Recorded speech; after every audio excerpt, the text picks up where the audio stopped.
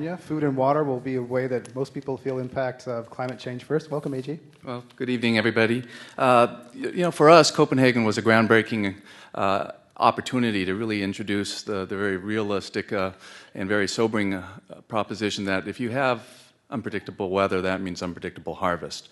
And that simple understanding on the part of the agricultural sector, big and small, organic, non-organic, is something that we're very concerned about. And yet we hadn't really seen over the last decade much of a dialogue in the realm of what happens with agriculture. How are they going to adapt? How do you mitigate? How do you deal with a food supply for an increasing population on the planet that will eventually be at 9-point-something billion by the year 2050?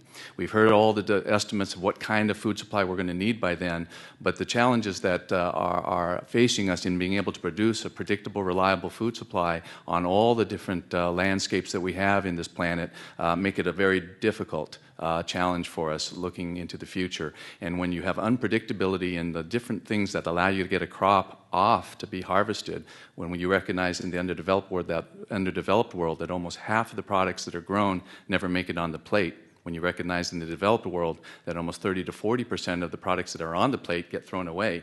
These are some huge issues that we have to work with. And yet, Governor Schwarzenegger, I think, has always been supportive of us in our agricultural department and in our state, recognizing, as was mentioned earlier, that you can change the world from the point of view of a subnational government. A state of California, as a large economy in this world, can make some great progress in trying to figure out where do we want to be, use it as a template for some of the good things that can take place. And certainly in our agricultural sector, that was our goal when we were there. We wanted to make sure that there was an intersection between food sheds, water sheds, and energy sheds. Renewable energy blending together with the food sheds, blending together, and a food shed is your regional food supply, blending together with your watershed. These are the kind of challenges that we have, but more importantly, many of the opportunities to take this 21st century notion of a predictable food supply and really ramp it up so finally we will have on this planet the opportunity to really feed everybody and thrive as opposed to just survive. So thank you.